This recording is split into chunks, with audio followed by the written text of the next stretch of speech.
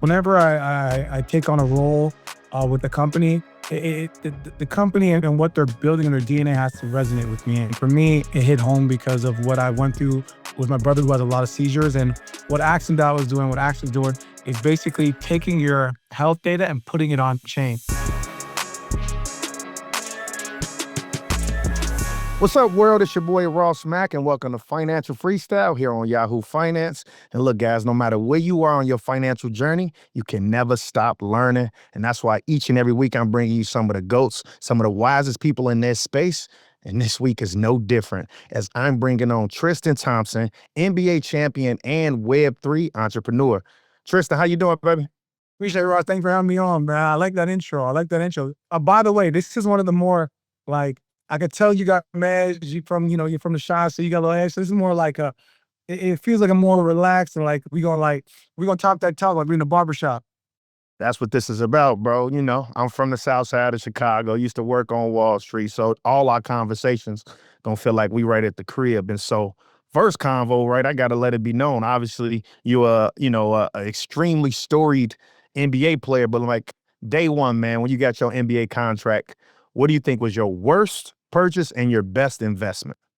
It was probably not a bad purchase. It was just a bad spending event. So I remember after the summer league, my rookie season, we went to One Oak in Vegas, and I think I spent like, this is back then where you didn't know, like, so this is like bottle service times, like early bottle service days. So I'm at One Oak, and the bill was like 30,000, but I didn't know it was 30,000 because obviously when you get the first two bottles in Vegas, the bottle service, they're like, you're running out of liquor. Do you want to get some more? I'm like, yeah, get some more, get some more, get some more. But I'm not even like, I'm used to like at other spots and other nightclubs, they're like, hey, your tab is at this, your tab's at that. But they just kept running up the check. And I remember I was sending people bottles. I remember sending Derek Williams, who's number two pick at the time, a bottle. I remember I sent PG a bottle. And the next thing I get the bill and I signed it and whatever. I'm not even paying attention. Next morning, my financial advisor called me. He said, man, you had a great night last night. I said, hell yeah, it was good time. He said, it was so good. It was 30,000 good. I said, oh, wow. So I was like, so that was probably like, charge it to the game, but then that's what you got to learn for these young fellas. And there are people that are going out and having a good time is always check with the bottle service person what my tab is after every order. It's crazy. It was, but you know what? I think that's good to happen especially when you first get into whatever career path you are, where you start making some real money. It's good to have that experience because it's almost like a reality check, right? Like kind of like, you say back home where your mom like whoop you in the shape, you get your mind right. Yeah. And then Vegas will sneak up on you. I had one of those experiences. It wasn't 30,000, but I could assure you I'd have had one of those where you had to look twice at the bill. Like, what? It's one of those though. And your best investment, like from like your early days in the league. Early, I'll say I basically bought a property in Toronto to put my mom in. So when I got drafted, that same day I retired my mom from working. She was a school bus driver in Toronto. So I retired her and I bought her a crib. I bought her a place in Toronto. And then probably 2 years later, I flipped out of it, made a 2.5x on the money. So I made a great profit. That was a quick 2-year flip. So that was probably a good early investment gain. And then probably my biggest one so far was the drink, the drink called Poppy. It's sold to Pepsi for billions of dollars. So I got in Series A back when they first started, when the family was living in Austin, Texas. So I put 5 figures in, and I walked out the door this summer with 7 figures. So that was a good investment turnaround. Yeah, that is good, bro. All the time. I'm waiting on something to IPO early Q1 next year. I'm hoping it's supposed to be something like that. So we shall see. I'm hoping, but man, congrats on that. God willing, it's gonna happen. Speaking to existence. That's a fact. And you know what I love is like hindsight 2020, right? And if everybody could go back, they would have did this or did that, right? And you've been vocal about you wish you had taken your salary in Bitcoin in like 2015, right? So let's talk about that. One, how much do you think that would be today? But more importantly, what lessons did you learn from that? Okay, so for me, I mean, when I did the calculations, if I took my $5 or $82 million deal, if I put that all into Bitcoin, I would have been, I've been up, like $250 billion. Reality is I would have not put my whole contract in. maybe. Yeah. So this is the funny thing. This is the funny thing. And this is how crazy, like, how like the journey and like God works, right? Like, so back in 2015, around the same time I signed my deal, a good friend of mine from back home, his name was Shadow. He was telling us, me and my boys, he said, "Hey, if you're gonna go out or if you're gonna go to Louis and spend 4 grand or 3 grand on stuff that there's no novelty behind it, there's no life expectancy, right? Like if you're just paying for a good time, like a vacation or going out to the nightclub, right? If you're gonna spend $4,000, $5,000, he's like, yo, take that 5,000 and buy Bitcoin back in 2015." And Mm, we're listening to him. I'm like, that sounds cool. And then in the time, we're like, that's not even a lot of money. 5 grand, like, and not to sound like desensitized. Like, of course, it's a lot of money, but in terms of like spending that at a nightclub or spending it on a potential runway, right message, wrong deliverer, right? Because you have those friends you grow up yeah, with that it's like the barber, right? Your barber always has the next $1 million play, but you're like, if you have this play, why aren't you doing it yourself? So you know what I'm saying? Like you could, nah, I that's a guarantee you fact. right now, you can name 5 people right now that have been giving you these kind of advice. You're like, bro, why don't you take it, right? So um, for me, write message, wrong deliver, and then come to those finding now, like looking now, back now we're in 2025 and now I'm in the space and now I'm holding Bitcoin and now I'm in this Web3. Imagine if I just did that back then, did this Yeah. conversation, we might be doing this while I'm on a yacht in south of France instead of me being in my office in LA. Bro, I could assure you the early adapters to crypto was like, to your point, right message, wrong messenger. Like there's a lot of people that was buying Bitcoin, they was doing shady stuff, right? They was on the dark web. And so the people that was knowing about Bitcoin, you like, bro, what? I'm working on Wall Street. I'm broke on with that. But to your point, hindsight 2020. So I appreciate that. Let's actually fast forward now to kind of your crypto. You said this year, correct me if I'm wrong, you said when it come to crypto, right? If you was explaining to somebody, you say Michael Jordan is Bitcoin, So Bron is Ethereum, Steph Curry is XRP, and KD is Solana. Break that down for me, bro.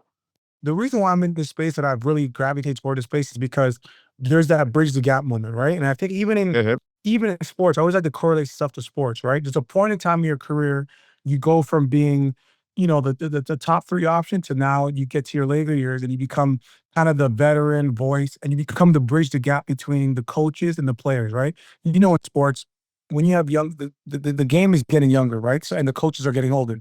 So you need that guy in the middle to bridge the gap between the two. And it's no different than in crypto, right? So for me, Mhm. whenever I'm explaining stuff, I always like to use analogies that people can understand and grasp, right?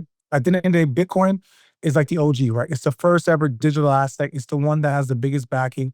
It's the one that everyone knows about. So I use Michael Jordan as an example, right? The guy that Mhm. kind of revolutionized the NBA and take the NBA from being $100 million business to being $1 billion business, right? So that's why I use him as Bitcoin.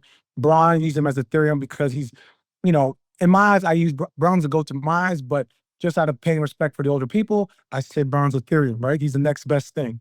And then XRP, I use as Steph Curry because he's just as great and he has such a huge market cap and Americans Mhm. love him, which Americans love XRP.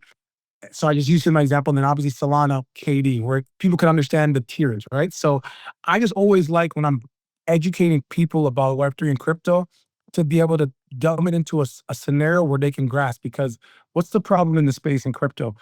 These guys, these are great founders, great minds, but the problem is that they explain things in such a high level tech vocabulary, which you know how human beings are Yeah. psychologically. If you use words I don't Yeah. understand, I'm going to tune you out because I feel like you're belittling me as a person. So for me, whenever explaining stuff, I like to explain it like I'm talking to my cousin or my auntie, right? Because that's what Nah, this that's a whole thing is fact. about, mass adoption, you know? No, no, no. I think I actually love the analogy. I was actually trying to force your hand to see if you was actually just saying Jordan is better than your boy. That's all. I'm a No, Chicagoan, Brown so better. Brown better, but I'm just saying, you from listen, I ain't Chicago, gonna so hold it I'm gonna against give you. it to you. I'm gonna give it I'm to not you. You gonna from hold it Chicago. I'm against you. gonna give You've been misguided, you know what I'm saying? But you a good person, you know what I mean? So I promise you, I'm not I'm not gonna hold it against you. But honestly, now that we talking sports, right? I actually tip my hat to you because you're doing something remarkable, right? The intersection of sports, blockchain, and AI. you got to talk to us about Tracy AI. Let the people know what Tracy AI is, and more importantly, what you think the vision for it is. So Tracy AI is basically an AI agent that I created, which is basically imagine a sports analyst or commentator on steroids. What I mean by that is that having all the high level analytics that you cannot get from NBA.com and ESPN, which the analytics are coming from the professional teams. Like, we have certain data and access to certain companies that only professional sports teams have access to. And I was able to be able to pull that data with my resources and be able to put into an AI agent. The reason why I did that is because I noticed that AI is taking over so many sectors, whether it's the music industry, which has obviously caused some crazy controversy with AI, whether it's in art and digital art, whether it's people trying to find jobs. If you look right now, Amazon is using AI agents to see who qualifies for jobs.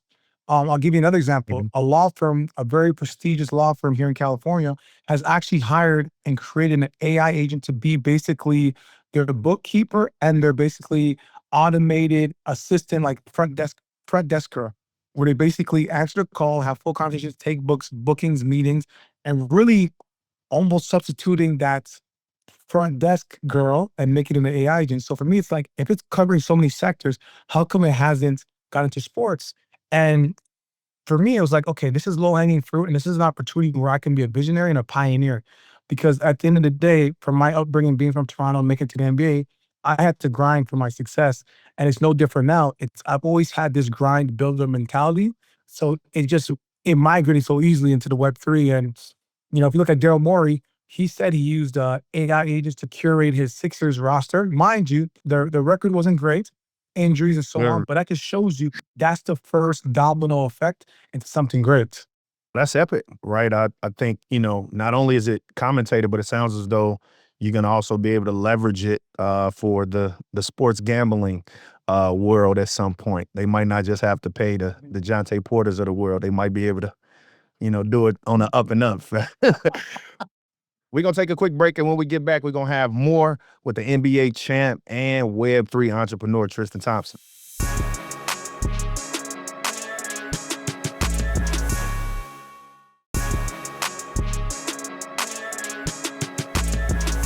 All right, guys, welcome back to Financial Freestyle here on Yahoo Finance. And look, man, we're talking with the Tristan Thompson. So, Tristan, you already know, man, I'm going to have to go ahead and get a little lightning round so you can catch you off guard all the way, right? You need a bucket. Right now, you need a bucket. 10 seconds. Who should have the ball? Is it Kyrie or Bron? Oh, Kyrie. It's fast, right? You want me to answer quick? Kyrie. You saw he did the finals. Keep going. You saw game 7, the step back. He was the savior that year. That's a factory. All right, Bitcoin or Ethereum? Bitcoin. Jordan or Bron? Bron, come on now. You already talk to me nice when you say this. Come on now. All right, I see behind you, you got Muhammad. So, Muhammad or Floyd? Come on, Ali. Ali, the greatest. All right. And then the next one, obviously you're from Canada, so I need to know if this is a Canada team. UK rap or American rap? American rap. I know the boy. I know Drizzy was saying UK rap, but I just can't agree with that. It's American rap all the way. It's the culture. Yeah, come on now. That was honestly egregious. I won't hold that against him, though. And then lastly, AI or blockchain. If you had your last dollar and you had to invest it in AI technology or blockchain, which one is it going to be? You see what Mark Zuckerberg's paying for all these AI gurus, so I might go AI. It's heavy. It's heavy, man. What I find interesting when you think about investing, right? Like, especially when you came into the league, the typical portfolio is stocks, bonds, and real estate. Now, right, like the typical portfolio has to be stocks, crypto, real estate, and a few little bonds. And so, like, as we talk about kind of your world into blockchain, et cetera, I really want to get a sense of kind of like what your vision is, especially when it comes to kind of blockchain and the way you could utilize it when it comes to either education or healthcare. I know you spoke about that in the past.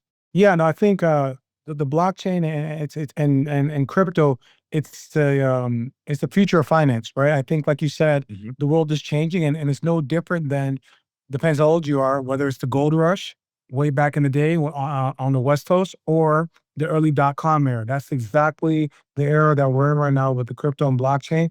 And from the health side, it's a huge thing. I've been very fortunate to have a chief officer role with Axendale, The reason why this health company is very dear to my heart is because my brother Amari, he has epilepsy. And really, for me in this space, whenever I take on a role with a company, the company and what they're building in their DNA has to resonate with me. And for me, it hit home because of what I went through with my brother who has a lot of seizures. And what what Action is doing is basically taking your health data and putting it on chain.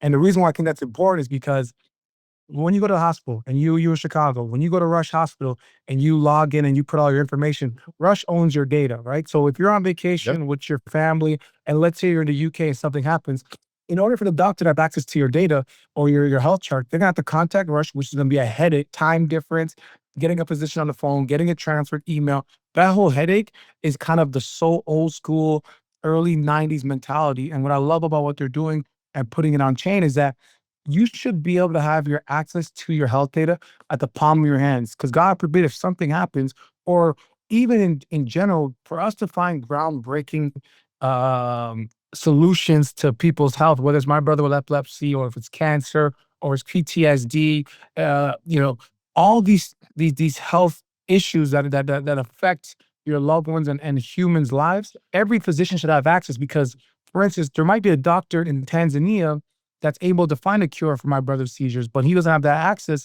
to my brother's charts because these centralized hospitals are containing them. And it's almost like the modern day mafia where they're basically controlling Yeah. you and basically we're only going to give you what you want. It's almost like the Mad Max mentality. If you ever watch Mad Max, the movie, when the ruler Mhm. opens the fountain and just gives the people water, he's like, I'm just going to feed you as much as I want, then I'm going to cut you off. Right.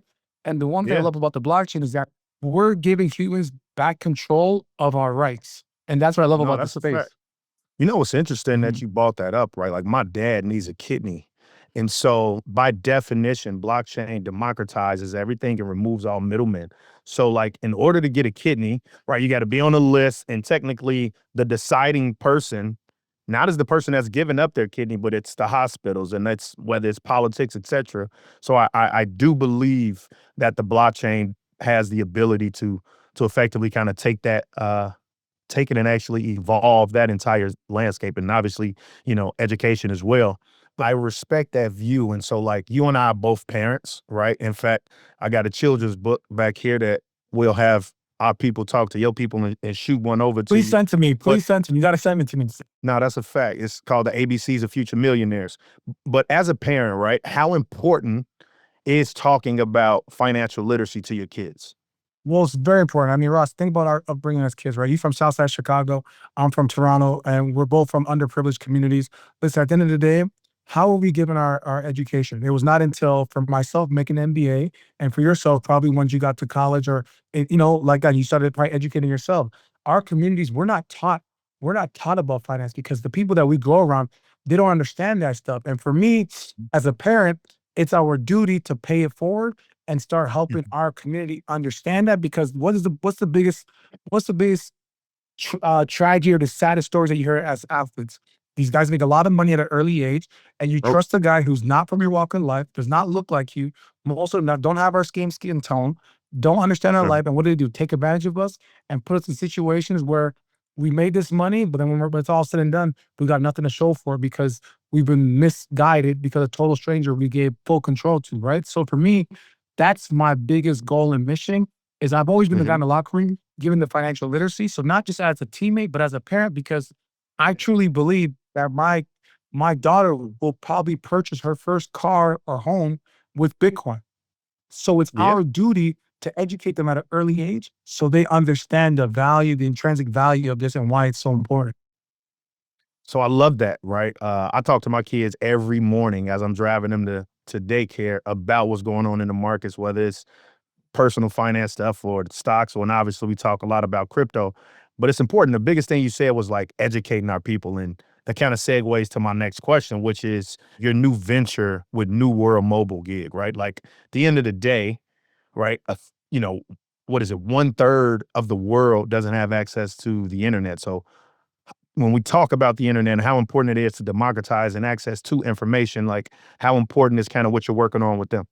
With World Mobile, it's the team is great, need being able to be a chief content equity advisor. And obviously these roles are all good. These titles are great, but it's about the mission, right? The mission. The reason why I gravitate towards them is because what they're building is basically giving people back their freedom in the telco world, right? Like think about this right now. These big conglomerates, whether it's Verizon, T-Mobile, or AT&T, they literally can spy on our phones, read what we're talking about, literally take our rights away as human beings and spy on us, which is ridiculous and crazy when you think about it. So the reason why I gravitate towards World Mobile is because they're basically saying we're going to let people reclaim their power in the telco space, but also what they're doing in the community from a philanthropist and give back is that they have gone to areas like Zanzibar, Kenya, Pakistan, and they have set up these internet access points, which also the cool thing about it is that they're allowing people in these communities become young entrepreneurs. And what I mean by that is that you can basically purchase one of these Wi-Fi or air nodes, which provides connectivity. You could put it in your community.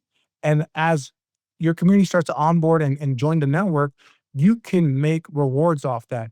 And that's great. That's an entrepreneur mindset where these conglomerates, you're paying AT&T and you don't get a dollar back. AT&T they have no foundations. They don't do no give back program. They don't do nothing to help the community. They just extract from us human beings and give nothing back. But with World Mobile, they're saying, hey, we're going to build this network, but we're going to also allow you the opportunity to make rewards and where you can use that money to give back to the community. You could build back your communities, right? And when I think about that and that DNA is that's what athletes are about, right? Our communities are everything. That's why we always do these community events. And when I think about it's like East Cleveland, like you ever been in East Cleveland? It's a forgotten spot in Cleveland. Nobody cares about it. They have like probably 2 police officers. It was a very successful area back in the early 2000s. Obviously, when drugs and crack cocaine epidemic happened, it really teared down those communities. So for me, it's like, why not be able to find these young entrepreneurs and allow them to be bosses in the community where they can provide connectivity in these areas, but use that money that they make to reinvest, build courts, build after school programs. Like that's my mindset and that's World Mobile's mindset. And for me, those are the type of people that you want to be in business with and grow something special with. That's remarkable, man. My dog, Tristan Thompson, ladies and gentlemen, more than a hooper. My dog, a visionary. Tristan, man, it's nothing but love. I appreciate you coming on the show, man. Much love to you. You know what I'm saying? We only got Bro, I one flaw, appreciate it, just our man. vision on who the GOAT. But, once again, we ain't going to hold that against you, baby. But nonetheless, ladies and gentlemen, that's it for this episode. We want to give a huge shout out to Tristan for coming on. Make sure you like, subscribe, tell your auntie and her cousin to also like and subscribe, share this. And until next week, this is Ross Mack on Financial Freestyle here on Yahoo Finance. This content was not intended to be financial advice and should not be used as a substitute for professional financial services.